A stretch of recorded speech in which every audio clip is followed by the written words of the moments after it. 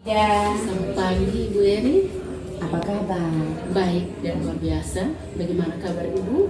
Sama Ibu, kabar saya juga baik selalu. Jadi baik Ibu, sebelum kita mulai dengan wawancara kita, saya menyampaikan banyak terima kasih karena pada pagi hari ini Ibu bisa meluangkan waktu untuk saya supaya kita bisa berbincang-bincang tentang pengambilan keputusan yang terjadi di sekolah ini. Dan ini terkait dengan tugas saya sebagai CGP Angkatan 8 di bagian modul 3.1 tentang demonstrasi kontekstual itu, terkait dengan pengambilan keputusan berbasis nilai-nilai kebajikan, terutama sebagai pemimpin di sekolah ini. Jadi baik Ibu, ini ada beberapa pertanyaan yang akan saya wawancara pagi ini. Yang pertama, selama ini bagaimana Ibu dapat mengidentifikasi kasus-kasus yang merupakan dilema etika atau bujukan moral? Baik Ibu Eri, saya akan menjawab pertanyaan dari Ibu Eri. Saya akan mencoba menjawab. Jadi pada tanggal 17 September 2023 kepala sekolah meninggal. Jadi pada saat itu juga sebelum kepala sekolah meninggal, sekolah kami dipercayakan untuk membawa KOR di gereja, tepatnya tanggal 24 September 2023. Namun di perjalanan kepala sekolah kita dipanggil oleh Tuhan, sehingga hal ini menjadi dilema untuk saya sendiri. Di situ saya berdiskusi dengan beberapa guru dulu yang saya anggap paling senior. Kami berbincang-bincang bagaimana dengan kegiatan kita di gereja nanti pada tanggal 24 September. Dengan masukan dari beberapa guru senior tadi, kami bersepakat bagaimana sebelum kita mengambil keputusan ini, berdiskusi, kita mengadakan rapat dulu bersama dengan teman-teman guru yang lain atau rekan guru yang lain. Dengan berdiskusi tadi, akhirnya kami bersepakat untuk melakukan rapat dewan guru. Di situ kami mengambil keputusan. Setelah berdiskusi cukup panjang, akhirnya kami mendapat kesepakatan membuat keputusan, yaitu dengan meminta sekolah lain untuk membantu sekolah yang adalah sekolah SMP Satap 2 Soa untuk membantu KOR pada tanggal 24 September 2023 dengan catatan di minggu berikutnya pada tanggal 1 Oktober 2023 kami akan melakukan kegiatan yang tadi tertunda karena kepala sekolah paling Tuhan. Baik Ibu, berarti keputusan yang diambil itu dengan meminta sekolah lain. Meminta sekolah lain ini artinya sekolah ini ada jadwal juga untuk menanggung KOR, tetapi di minggu berikutnya, sehingga minta mereka untuk mengisi di tanggal 24 dan sekolah kita di tanggal 1 Oktober. Baik Ibu, pertanyaan berikut ini, selama ini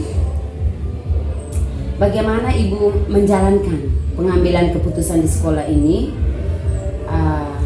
terutama untuk kasus-kasus di mana ada dua kepentingan yang sama-sama benar atau sama-sama mengandung nilai kebajikan? Baik, untuk yang pertama pasti saya tidak mungkin saya mengambil keputusan sendiri. Pasti saya akan menganalisis dulu dengan beberapa pertimbangan tadi, kemudian saya berdiskusi kembali dengan teman-teman untuk mengambil keputusan tadi. Jadi dengan berdiskusi, kemudian dengan berdiskusi tadi, kemudian kira-kira keputusannya tadi apakah bisa bisa bermanfaat untuk sekolah kita. Pertanyaan berikut Ibu, langkah-langkah atau prosedur seperti apa yang biasa Ibu lakukan selama ini? Langkah yang biasa saya lakukan biasanya saya dengan mempertimbangkan dulu. Mempertimbangkan apakah bermanfaat tidak dari keputusan tadi. Pertimbangkan. Seperti itu. Dengan mempertimbangkan. Setelah itu baru kita bersama dengan tadi, kita kembali lagi dengan teman-teman guru, kemudian kita mengambil keputusan. Baik Ibu, terima kasih untuk pertanyaan yang keempat. Hal-hal apa saja yang selama ini Ibu anggap efektif dalam pengambilan keputusan pada kasus-kasus dilema etika? Ya, saya kembali lagi. Biasanya saya kembali lagi dengan berdiskusi. Itu mau tidak mau saya juga tidak bisa saya mengambil keputusan sendiri. Saya juga tidak mau ego juga. Tentunya saya akan berdiskusi kembali dengan guru-guru, dengan mendengar masukan-masukan dari beberapa guru atau melalui rapat guru. Hal-hal apa saja yang selama ini yang merupakan tantangan dalam pengambilan keputusan pada kasus-kasus dilema etika? Ya, tantangan tentunya yang dirasakan bukan hanya saya sendiri. Tantangan itu berpengaruh semua untuk warga sekolah. Saya sendiri, para guru, pegawai, dan siswa. Pasti ada perasaan kecewa, kemudian putus harapan, apalagi krisis.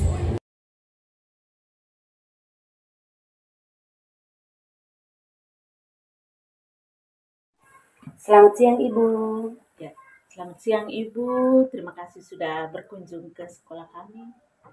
Sama-sama. Apa kabar? Baik Ibu, sampai hari ini soal kabar kesehatan baik, pekerjaan juga baik, semuanya oke. Puji Tuhan. Jadi baik Ibu,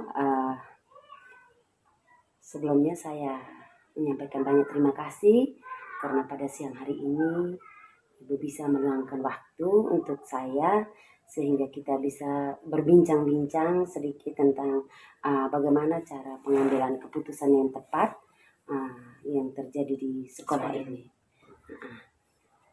Jadi baik, saya juga dalam hal ini saya menyelesaikan tugas saya sebagai CGP Angkatan 8. Di sini ada di modul 3.1 itu tentang untuk demonstrasi kontekstualnya itu terkait dengan pengambilan keputusan. Jadi baik, ada beberapa yang mau saya wawancarai pada siang hari ini. Yang pertama, bagaimana Ibu dapat mengidentifikasi kasus yang merupakan dilema etika atau bujukan moral? Oh ya, baik Ibu, terima kasih. Ini pertanyaan yang sangat bagus. Selama ini biasanya kita tidak pernah mengenal kasus itu kita golongkan ke dalam dilema etika juga bujukan moral. Tetapi akhir-akhir ini kita banyak membaca, banyak mendengar bahwa suatu kasus sudah mulai digolongkan ke dalam dilema etika dan bujukan moral. Untuk bagaimana cara kita mengidentifikasi kasus ini, maka awalnya kita harus memahami dulu atau mengenal betul kasus itu apakah tergolong dilema etika atau juga bujukan moral. Nah, kalau kasus dilema etika itu berarti seseorang diperhadapkan pada dua pilihan yang sama-sama benar. Kalau dua pilihan sama-sama benar berarti orang itu akan sulit memilih. Kemudian kasus golongan yang kedua yaitu bujukan moral. Ini biasanya disingkat menjadi benar versus salah. Idealnya kita sebagai manusia, apalagi orang beriman, kita akan memilih hal yang benar. Tetapi dalam kenyataan hidup setiap hari, kadang-kadang orang terpaksa harus memilih hal yang salah. Itu boleh dikatakan kembali kepada pertimbangannya masing-masing. Tetapi idealnya kita harus memilih ke yang benar. Jadi intinya untuk pertanyaan Ibu yang pertama ini, bagaimana kita mengidentifikasi, maka hal yang paling pertama yang harus kita buat adalah kita harus betul-betul memahami apakah kasus itu merupakan dilema etika atau juga bujukan moral. Baik, Ibu, terima kasih. Bagaimana Ibu menjalankan pengambilan keputusan itu? Baik Ibu, sebelum kita mengambil keputusan atau membuat keputusan, hal pertama yang harus kita lakukan adalah kita menganalisis kasus itu. Awalnya kan kita sudah tahu, oh kasus ini tergolong dilema etika, atau kasus ini boleh dikatakan bujukan moral. Tetapi terlebih dahulu kita menganalisis dulu apa dampak positifnya dan apa dampak negatifnya. Kemudian setelah kita menganalisis, kita juga dengan Bapak Ibu guru di sekolah, kita meminta pendapat. Apakah dalam bentuk diskusi biasa atau dalam bentuk rapat yang resmi. Yang penting bahwa warga sekolah harus diikut sertakan. Karena kasus-kasus ini kan biasanya terjadi di lingkungan sekolah. Setelah melalui suatu diskusi dengan Bapak Ibu guru atau warga sekolah, baru kita boleh mengambil keputusan itu. Tetapi perlu diingat adalah keputusan itu harus diambil jangan sampai melanggar aturan-aturan yang sudah ada di sekolah. Baik, Ibu. Langkah-langkah apa yang biasa Ibu lakukan selama ini? Baik, yang pertama kita akan mengidentifikasi masalah itu. Kita golongkan dulu, dia termasuk dilema etika atau bujukan moral. Kemudian kita mengumpulkan informasi, menggali informasi masalah ini, mulai dari latar belakangnya, siapa-siapa yang terlibat, terus dampak positif atau negatifnya. Setelah itu, baru kita bersama-sama dengan warga sekolah mencari solusi. Yang terakhir, jangan lupa kita mempertimbangkan kira-kira keputusan yang kita ambil ini berdampak positif atau berdampak negatif. Kalau seandainya jelas suatu peristiwa pasti ada dampak positif dan negatifnya, tetapi kita harus berusaha untuk mengambil keputusan di mana dampak negatif yang kita akan alami kemudian itu, atau boleh dikatakan resiko yang kita alami itu, kita akan memilih yang paling kecil.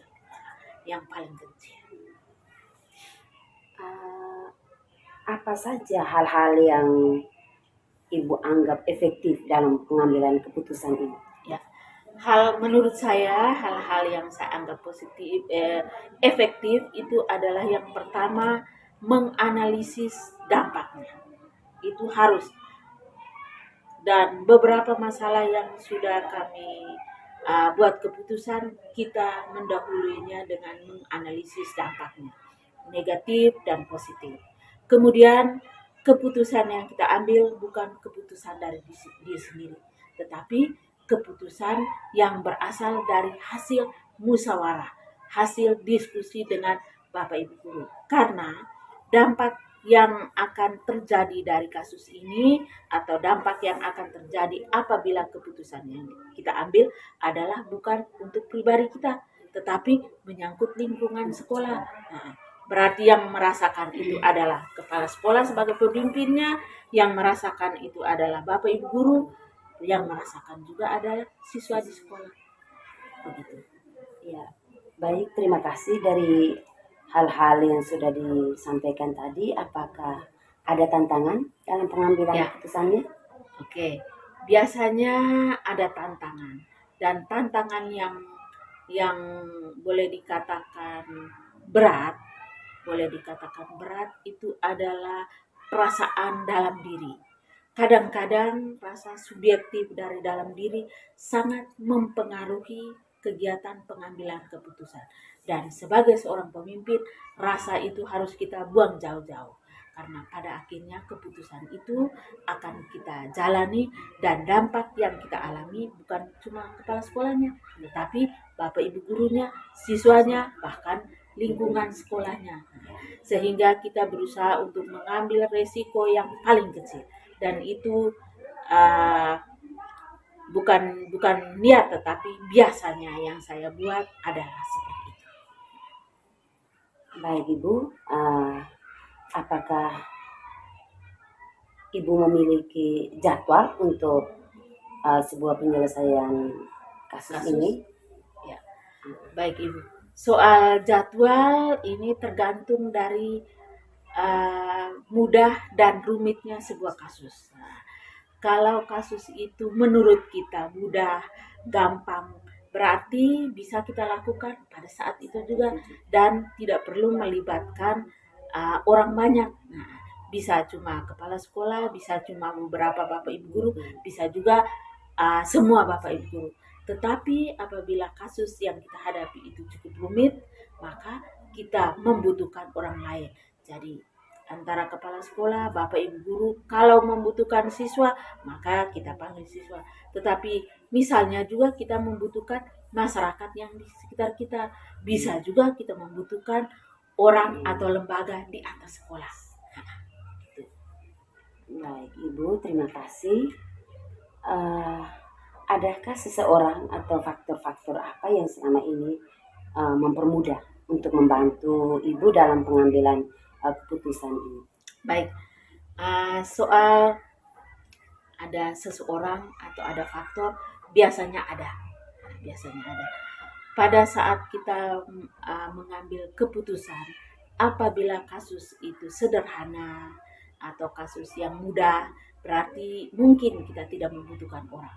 Tetapi apabila kasus yang rumit dan kita membutuhkan referensi-referensi untuk mempermudah kita mengambil keputusan, ya terpaksa kita harus membutuhkan orang. Nah, karena ending atau akhir dari penyelesaian suatu masalah adalah kita membuat atau mengambil suatu keputusan. Dan dampak dari keputusan itu yang merasa adalah seluruh warga sekolah.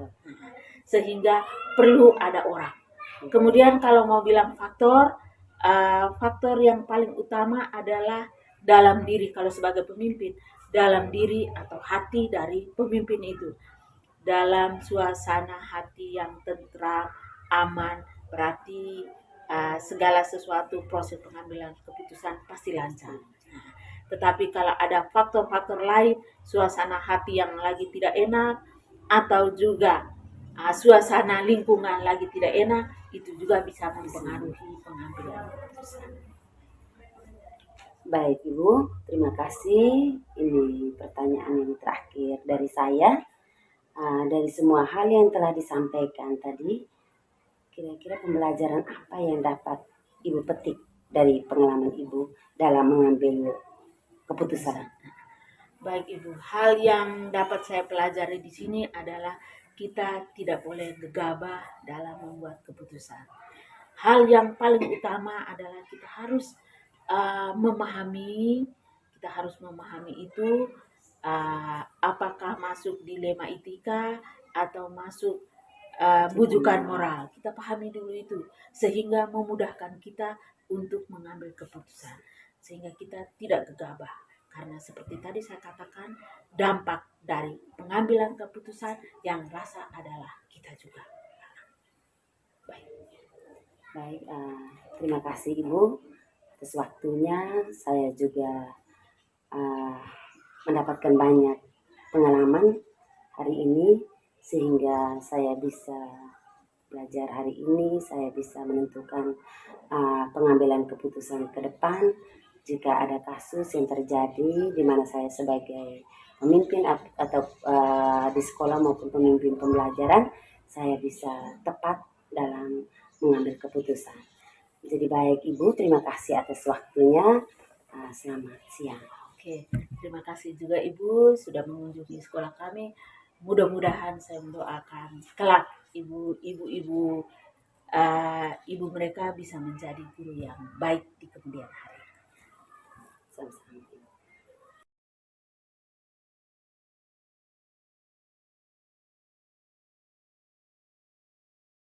Selamat pagi. Apa kabar? Baik. Puji Tuhan. Jadi hari ini kita bisa bertemu dalam keadaan yang sehat. Baik Ibu, sebelumnya saya mengucapkan terima kasih karena pada pagi hari ini bisa meluangkan waktu untuk kita bisa berbincang-bincang, dan saya mau belajar banyak dari Ibu karena selama ini saya tahu bahwa Ibu sudah lama menjadi kepala sekolah, pasti banyak pengalaman yang sudah diperoleh. Dan terkait dengan tugas saya sebagai CGP Angkatan 8 di modul 3.1 itu tentang demonstrasi kontekstual, itu menyangkut dengan pengambilan keputusan berbasis nilai-nilai kebajikan, terutama sebagai pemimpin di sebuah sekolah. Jadi khususnya di sini untuk Ibu Nela yang sudah menjadi kepala sekolah selama ini di sini dan di SDI Mengeruda ini yang sementara berjalan. Jadi di sini ada beberapa pertanyaan yang akan saya wawancara pada pagi hari ini, Ibu, menyangkut dengan kasus yang terjadi terhadap sekolah ini, baik itu siswa ataupun guru yang sudah terjadi selama ini, yang kasusnya kasus nyata. Ya. Jadi yang pertama, selama ini bagaimana Ibu dapat mengidentifikasi kasus-kasus yang merupakan dilema etika atau rujukan moral? Jadi selama ini kasus-kasus itu khusus untuk kita berbicara khusus kelas 6. Kelas 6 itu dalam penentuan kelulusan. Di sini terdapat kasus ada anak yang sering alpa masuk sekolah, sehingga nilainya tuh kan jatuh, nilainya tidak bagus. Tetapi melalui rapat dewan guru saya menyampaikan bahwa anak ini masih butuh bimbingan, masih butuh belajar, sehingga jangan sampai kita memvonis anak ini bahwa anak ini bodoh. Untuk kasus macam anak ini yang banyak alpa ini, dari sekolah, pihak sekolah melalui rapat dewan guru meminta guru kelasnya itu untuk membuat panggilan ke orang tua menghadap ke sekolah, sehingga kita bisa mencari tahu kenapa anak ini suka alpa, suka tidak masuk sekolah, sering alpa, alasannya itu apa anak ini Miron ini. Sehingga melalui rapat dewan guru, kepala sekolah menyampaikan kepada semua guru, khususnya kepada wali kelas dan guru mata pelajaran yang menangani kelas 6, bahwa melihat nilainya itu kita harus lihat dari berbagai sisi, dari sikapnya, sesudah itu dari sisi pengetahuannya, keterampilannya, dan juga jangan lupa kita melihat latar belakangnya, sehingga kita bisa menentukan anak itu baik atau tidak. Tapi kita tidak boleh memvonis, tapi kita harus cari tahu latar belakangnya, kenapa anak ini tuh suka alpa. Sehingga dengan adanya kita memanggil orang tua, kita tahu oh padahal anak ini memang dia sering alpa ini karena tidak ada kasih sayang dari orang tua, karena mamanya sudah meninggal, sudah itu hanya tinggal dengan iparnya, sehingga mungkin dia lapar atau ada hal-hal yang terganjal sehingga banyak dia tidak sekolah. Sehingga waktu ini penilaian itu kita minta kepada guru kelas untuk memberi nilai itu dari segala segi, sehingga anak ini kita bisa ini memberi karena untuk kelulusan itu kan ada persyaratan, bahkan nilai tertinggi sekian, nilai terendah sekian. Tetapi nilai itu kita harus ambil nilainya itu dari nilai kelas 4. Nilai kelas 4. Untuk yang mereka angkatan yang kemarin bukan kelas 4, kelas 5. Kelas 5. Jadi dari semester 12, 11, 9. Mereka semester 9 sehingga olah nilai itu sehingga untuk menjadi nilai kelulusan. Berarti kasus ini yang merupakan dilema etika ya. Baik, selama ini bagaimana Ibu menjalankan pengambilan keputusan di sekolah Ibu, terutama untuk kasus-kasus di mana ada dua kepentingan yang sama-sama benar atau sama-sama mengandung nilai kebajikan? Itu biasanya melalui rapat dewan guru. Karena ini saya tidak bisa mengambil keputusan sendiri sepihak. Saya biasa tahapan itu saya biasa pokoknya semua keputusan itu biasa melalui rapat dewan guru. Jadi tidak mengambil keputusan sepihak. Yang berikutnya, Ibu, langkah-langkah atau prosedur seperti apa yang biasa Ibu lakukan selama ini? Prosedur untuk itu mengambil keputusan itu biasa melalui rapat dewan guru. Sesudah itu dalam rapat dewan guru itu kepala sekolah mulai tanyakan ke guru kelasnya masing-masing, mulai dari guru kelas 1, guru kelas 2 sampai dengan guru kelas 6. Sudah itu ke guru mata pelajaran. Hal-hal apa saja yang dialami selama ini yang Ibu anggap efektif dalam pengambilan keputusan pada kasus-kasus dilema etika? Itu biasa hanya melalui rapat dewan guru. Karena melalui rapat dewan guru semuanya tuh kan kita dengar usul saran dari para guru. Setelah itu kepala sekolah baru mengambil kesimpulan. Hal-hal apa saja yang selama ini merupakan tantangan dalam pengambilan keputusan pada kasus-kasus dilema etika? Apakah ada hal-hal yang mengandung tantangan dalam mengambil keputusan ini? Tidak, karena semua keputusan itu melalui rapat dewan guru. Tidak ada tantangan. Tidak ada tantangan. Apakah Ibu memiliki sebuah tata cara atau jadwal tertentu dalam sebuah penyelesaian kasus dilema etika? Apakah Ibu langsung menyelesaikan di tempat atau memiliki sebuah jadwal untuk menyelesaikannya? Bentuk atau prosedurnya seperti apa yang dijalankan? Kalau jadwal biasanya rapat dewan guru itu setiap akhir bulan untuk mengevaluasi kegiatan baik kegiatan intrakurikuler maupun ekstrakurikuler atau tentang sikap para siswa itu biasa dijadwalkan tuh setiap akhir bulan. Setiap akhir bulan ada rapat dewan guru. Yang berikut, adakah seseorang atau faktor-faktor apa yang selama ini mempermudah atau membantu Ibu dalam pengambilan keputusan dalam kasus-kasus dilema etika? Para dewan guru yang membantu mengambil keputusan itu para dewan guru. Karena itu dalam rapat dewan guru kepala sekolah meminta masukan dari para guru semua, baru kepala sekolah mengambil keputusan. Oke. Dari semua hal yang telah disampaikan, pembelajaran apa yang dapat Ibu petik dari pengalaman Ibu dalam mengambil keputusan dilema etika?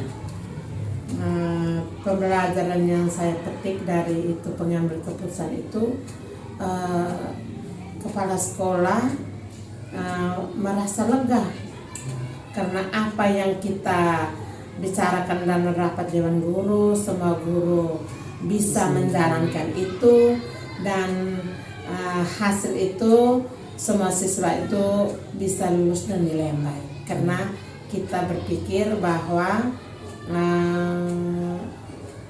manusia itu belajar sepanjang hayat, sehingga hari ini kalau dia belum mampu, pasti ke depan itu masih ada waktu untuk memberi bimbingan, pendampingan untuk dia ini bisa berubah dan juga bisa mampukan dia.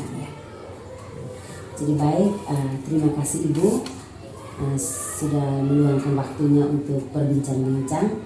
Dan untuk pertemuan kita hari ini sampai di sini dulu. Selamat pagi. Selamat pagi, sama-sama.